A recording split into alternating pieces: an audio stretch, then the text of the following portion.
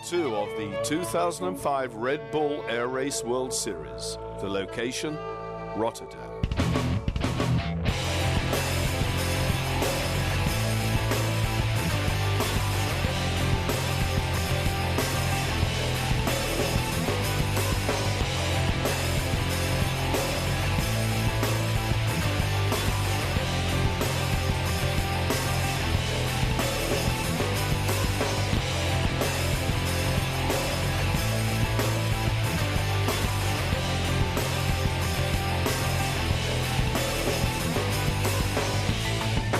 This air race concept was devised by Red Bull with assistance from former test pilot Peter Bagnulo.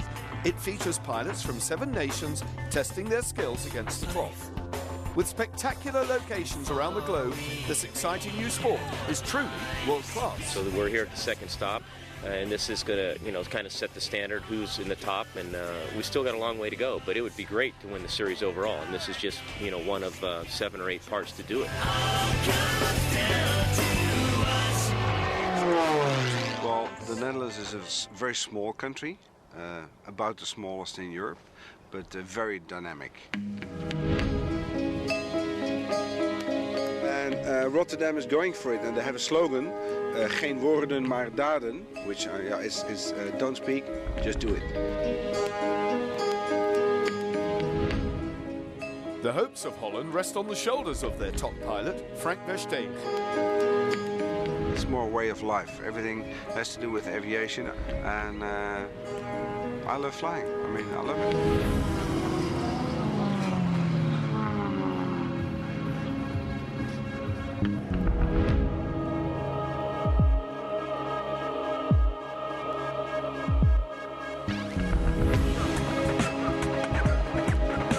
There was a neighbor a long time ago in 1982. He invited me for a flip in a glider. And I've never flown before. For me, it was like coming home. Like the third dimension triggered me so much. It was so inspiring. I left everything for flying. In an airplane, I'm happy. The third dimension takes me away, and I'm happy in my airplane.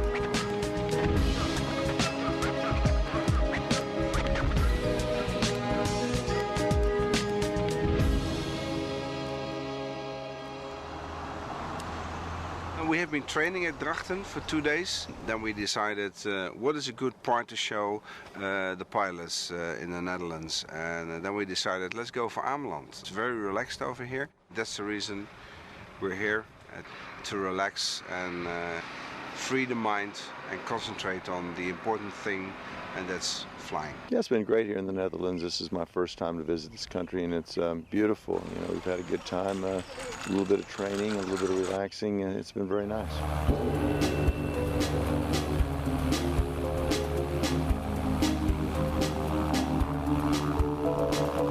Holland's been fantastic. We've been looked after very well. We're enjoying ourselves here, and we're looking forward to moving down to Rotterdam. Let's go.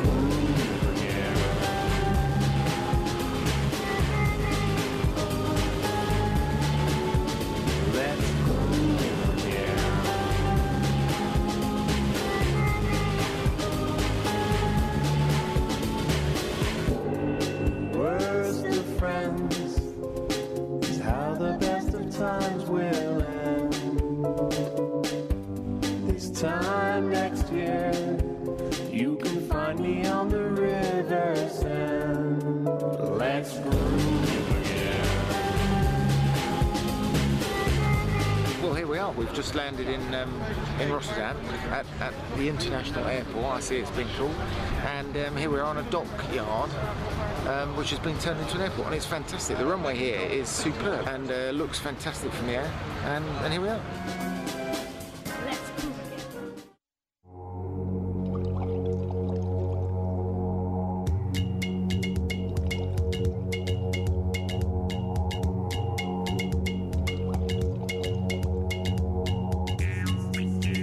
Well, the talking's over, adrenaline's high, and race day is here.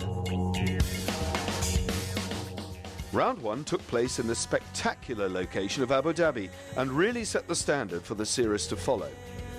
A huge crowd of 200,000 saw the American Mike Mangold run out third. Britain's Steve Jones grabbed second, and a scintillating display by Hungary's Peter Bezsényi gave him the win. His margin of nearly 8 seconds, by his own admission, was a surprise. Yeah, I was lucky in the Abu Dhabi.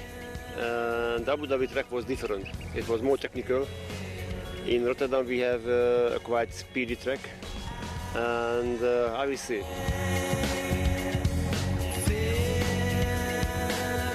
Air race rules are simple.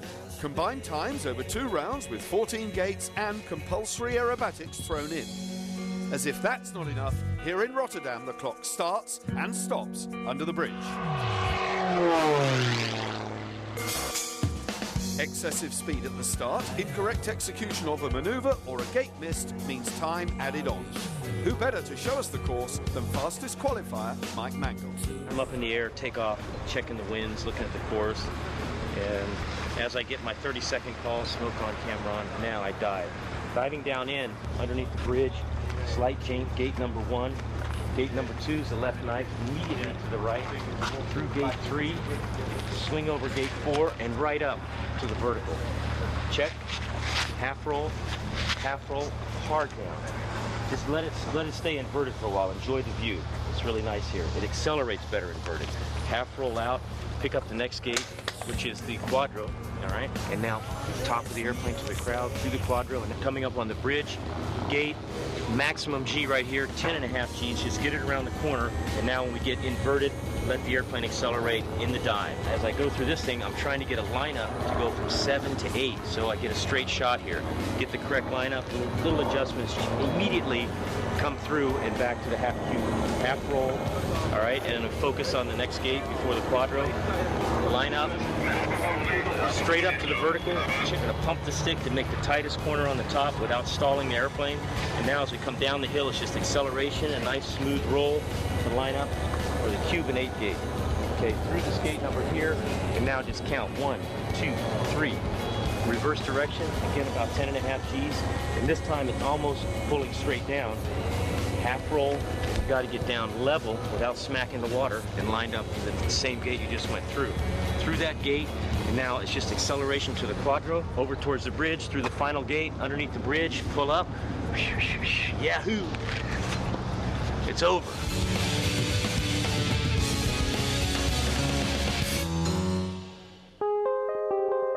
We thought 200,000 people in Abu Dhabi was amazing, but here we have over 3 times that.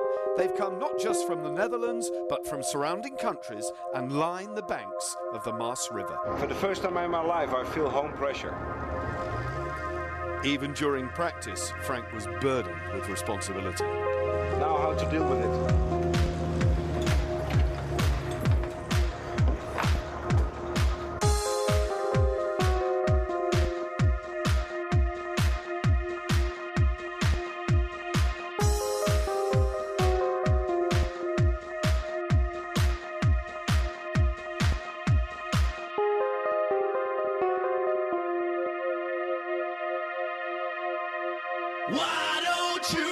Round 1 was the real test, and everyone raised their game.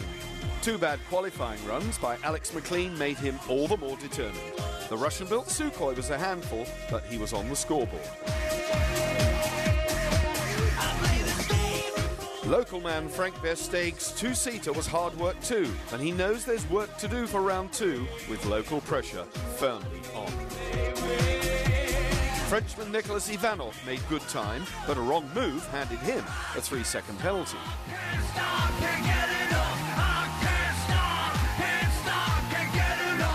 Paul Bonhomme raised British hopes at the split time, but the second part of the course proved hard and he slipped back.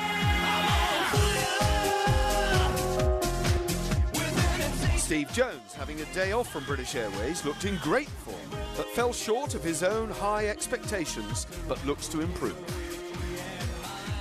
Yeah, I'm a bit disappointed. I don't know where I lost the time. Opportunity to improve at one more flight in about 20 minutes' time, so I hope for the best. Berliner Klaus Schroth stunned everyone with the first run under 1 minute 40 and showed he'd be a tough man to beat in round 2. Sera's leader, Peter Bezhenier, was very fast and precise. The Hungarian was inch perfect and is confident there's more to come as he went third. So now I'm ready to go faster. We'll see. One of the favourites coming into the race, Kirby Chambliss, lived up to the expectation and put himself in good shape with second quickest. Right now, you know, it really doesn't matter. Second, first, doesn't matter because it's not over yet. The climax of round one was the near-perfect display by America's Mike Mangold. It was a close call, but he did enough to go top. It was a good run. Could have been a little faster at the start. Couple little hairy parts in there. I still had 10.1 Gs, so I think I had, you know, good maximum G that I was looking for. I'm going to go out and try and go faster on the next one. Why not? What amazing action from round one. These planes are the Formula One cars of the aviation world, and they need to be. Let's find out a bit more. This airplane here is an Edge 540. It's built in the United States. Just going over some very quick and dirty things here. Basics is this is the stick. By pulling it back, the airplane goes up. You push it forward, the airplane goes down. Push it to the left, the airplane will bank to the left. And push it to the right, it'll bank to the right. We got rudder pedals that controls the yaw, makes the nose go this way and that way. That's the rudder pedals down there. What they do is they move the rudder when you push the pedals, and that makes the airplane yaw. When you pull back on the stick, the elevator here, as you can see, comes up. That pushes the tail down, makes the nose go up. So as we say, the houses get littler. So, and then same, pushing it forward, this goes down, pushes the tail up, the nose goes down. The airplane weighs about 1,150 pounds with 340 horsepower. To think of it in automobile terms, most automobiles weigh 3,200 to 3,400 pounds and have less horsepower than that. So they weigh 3 times as much and have less horsepower. This is a horizontally opposed 6-cylinder engine. The equivalent might be the engine that Porsche uses in their car. This has 540 cubic inches, so it's a little larger than a Porsche engine. It's designed to be the best aerobatic airplane in the world. As round two kicked off, it was McLean first away again, but he struggled to master the course. 3 penalties ruled him out of contention. Home crowds or not, Frank Versteeg was unable to improve. Had he not incurred a 10-second speeding penalty, he'd have fared much better. Flying for France, Nicolas Ivanov was clean with no penalties and went first, some 20 seconds inside the best so far. Paul Bonhomme was next. Somewhat disappointed with round one, the Briton had the bit between his teeth as he attacked Ivanov's time. Fellow Briton Steve Jones was superb. With a controlled and immaculate display, he showed his class and moved first to throw the gauntlet down.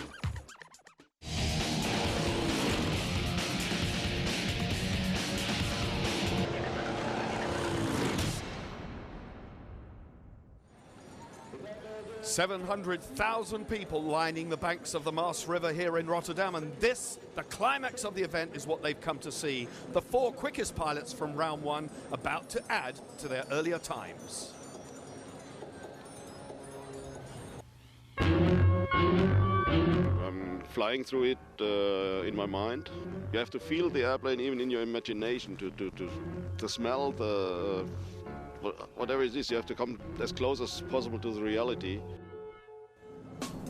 Dropping from a maximum ceiling of 1,500 feet, attacking the bridge then. The first man in round one to go under the 1:40 barrier, and he goes under the bridge at 3:41.42. Horizontal through gate 1, left knife edge through 2. Klaus Schroeter there, Versteeg just watching the proceedings. He knows full well that this man is an absolute ace. Into that double roll, down the other side, pulling it over. That is the perspective from inside the cockpit. Goodness knows with the immense amount of G-force that these pilots undergo, how they can even maintain any level of concentration. A knife edge through gate 6, hard on the stick, climbing again. 10, 11 Gs at this point. Feet almost going through the bottom of the aircraft. These very lightly built 650 kilogram, largely carbon fiber planes, level flight through 7. On through 8, level flight, then a dog leg and a knife edge through 9, and cranking it up high for the sky. Immense G-force at this point, into the half Cuban, just 1 roll on the way down, leveling it up again. A singular pass through gate 10 before he climbs again into another roll, a full roll. That's the perspective, looking back down now at the earth beneath. Klaus Schroth, this is a really good time. 250, 251, this is fast, this is very fast. Another half Cuban before the final run in through the 3 last gates. And approaching 12, it'll be straight through 12, a knife edge through 13. And interesting, Peter Bergenier just looking at the airfield, the Red Bull International Airfield, very close to the proceedings here. The run in, the clock is running, the clock is running. He is well inside, under 10 seconds, and Schroth takes the lead. Your total time 3 minutes, 14 seconds, and 1:08. You're in first place. It's very similar feeling when I fly by my plane. The feeling is similar when I play piano. I know my instrument, I know what my instrument wants to do, and we are doing it together.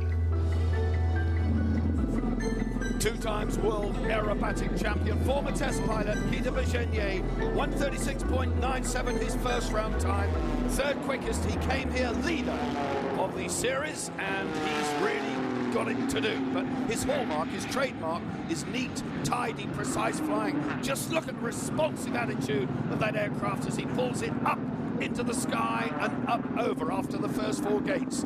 That double roll, heading down again. Time in the air is time wasted. The clock is ticking away. Get it down, Peter. Get it hard into gate 5. This knife edge through here, which he does very clean. Through 6th level, back on the stick again. That immense G-force, up and over. Klaus back at the airport, watching intently. All of this action is unfolding virtually on his doorstep. He knows his time is up there to be beaten, and he is desperate to keep his nose in front, but he's played his hand. There's nothing he can do. He just has to stand and watch. Bergenier looking really tight. A good knife edge out of 9 into that half Cuban, keeping it as low as he can, but also getting the attitude right on the aircraft, ready for the run down to gate 10. Horizontal flight. Back again on the stick into a roll. A roll again on the way down. Gate 11 beckons. The time looking good. The clock is running. He's quick. He's very, very quick. Is it going to be quick enough? One more half Cuban out of 11. They go on there, pull it back, because it takes a little while to get the aircraft level and lined up before the 3 gates approaching the finish. 3:04, Mike Mangold running through the motion in his head. These pilots get the course fixed in their brain, and I have to say, just as we in the commentary box have had to do, the bridge beckons, he goes second, he's outside 1.5 seconds, he goes second. Race control number 2, Peter. Your time is 3 minutes, 15 seconds, and 73. You're on 2nd place. For me, I've been doing, competition stuff for over 20 years and stuff, and it's just part of it. You can still be friendly, but like you said on race day, it's all about winning. Well, with 2 very fast Americans to go at this moment in time, Peter Bergenier is on the rostrum, but any one of these 2 guys could knock him off. Nobody knows that better than him. It's Kirby Chambliss. He is one of the favourites coming into this competition, and we've every reason to believe that he's going to live up to expectations. He's looking good. In the Edge 540, immensely powerful, this big 6-cylinder Lycoming engine, revving at about 2,800, but pulling an immense amount of horsepower. Over he goes. The clock is running. Chambliss then, swooping down towards this knife edge at gate 5. There it is. That's pretty keen through. There's the split, 209. Let's see how he fit. Oh, he's inside. 2.26 into the half Cuban. He is underneath Schroth's time and looking unbelievably good. This is fantastic. Now, level flight through 7, level through 8, and then that critical knife edge through 9, which he must get. He's heading for 9 now, turns it right. He's hit the gate. He's hit the right-hand gate. Will get a penalty. The judges will not have missed that. There will be 3 seconds added on for that at least, because he hit the... There it is. There it is. He has gone outside Schroth's time. He's incurred the penalty. He's 4.6 over. Well, is Rostrom now looking decidedly dodgy, and back at the airport, Klaus will be jubilant. Nobody likes to score at the misfortune of a fellow competitor, but hey, this is sport, and very competitive sport it is too. Kirby Chambliss has no alternative but to really go for it now. He will know that he clipped the pylon, so it's all about the dash now to the finish line. Peter Bejounier, it's not a done deal, but he can see his rostrum hopes very much more alive now. Kirby running in through gate 14, sprinting. Look at the time, he's over, he goes third. He's third with one still to go. Race control number 1, Kirby. Your time is 3 minutes, 17 seconds and 58 total. And you're on third place. Thank you, Hunter. Well, this competition has really gone down to the wire. But this is where Kirby clipped the gate. The tail of the aircraft sliced through it, and it just went down. It was deflated, just like a balloon, specially manufactured. They're designed to collapse, and it did just that. But he'll have known how tight he was. He'd actually brushed the top of the cockpit. He was so close.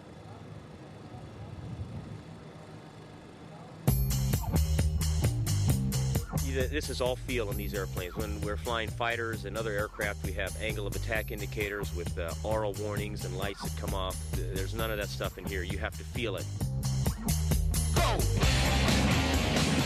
With 2,500 hours in F4 Phantoms, this competition holds no fear for Mike Mangold. Speed is almost academic. Accuracy is something is second nature to the man, and we've already seen that throughout qualifying, throughout round 1. His precision is second to none. That's why he's the last man in round 2, because he heads the table. Is he going to maintain that lead? He's up in the sky, swooping down towards the knife edge of gate 5. The clock running. There you can see the time to beat ahead of him. Through 6.5 seconds. Underneath it, Mangold. He's looking very, very good here, but he has to keep it tidy. Penalties mean seconds added on. He does not want to lose any time. He's looking oh so steady. This is a fast time. Knife edge through 9. Half Cuban. Back on the stick. Immense G-force again. Eyes being pressed back in the sockets in his head. He's regained his composure. Swooping down. Level flight, 7, nearly 8 seconds underneath. This is a blisteringly quick run for Mangold. If he pulls this off, he will become the winner of round 2 of the Red Bull Air Race World Series here in Rotterdam, and it's looking oh so good. Just gates 12, 13 and 14, and then the run under the bridge. The pilots expressed concern about the bridge. The gap is just 12 meters, and they have to get it absolutely spot on. 2 gates to go. This is a right flick for the knife edge. 1 to go. Level flight. Just look at that time. Amazingly quick. 3:40 to beat. He is well underneath. 8.4 seconds. Mangold lifts the spoils here in Rotterdam. Terrific Race performance. Mike Mangold, the winner. Mike. Your time is 3 minutes, 05 and 78. First place. Congratulations. Well, congratulations indeed, but Klaus Schroet is second on the rostrum, and the first to congratulate him, Frank Versteeg, the local man. What a brilliant performance for the Berliner. Second place here. Peter Bejounier, the Hungarian, first in Abu Dhabi, third here, but he will get 4 points for his efforts. Runner-up spot goes to Klaus Schroet, and indeed a worthy performance. That has done his title challenge, the world of good, but Mike Mangold, the undisputed winner here at Rotterdam, celebrates in style. 3 national flags being waved, truly an international competition as the top 3 on the rostrum make their way down the Maas River to the presentation itself. There it is confirmed. Mangold, Schroet and Bejounier, the top 3. Kirby Chambliss clipped his tail on the tower as you saw. The penalty dropped him off the rostrum, nearly 2 seconds adrift. The champagne flows. Worthy 3 and Mike Mangold, El Supremo here today. What a great pilot he is. These celebrations are not a private affair because huge screens and PA systems are relaying the action to the hundreds of thousands of people, the Rotterdam citizens who have thronged the banks and have made the Air Race Series so welcome in their city. There it is confirmed. He goes joint top with Peter Bejounier at the top of the table. Klaus Schroet and Jones joint second. You know, to be on the podium is special to me, and also I try and give a little self-expression after each run with a little trick or something up in the air, you know, where people can see and appreciate our flying, in addition to the racing. Well, what a great day we've all had. The Red Bull Air Race Series now moves off to other locations, including Ireland and Budapest. For more information, check out the website on redbullairrace.com. The next round, however, is from Zeltweg in Austria. Join us.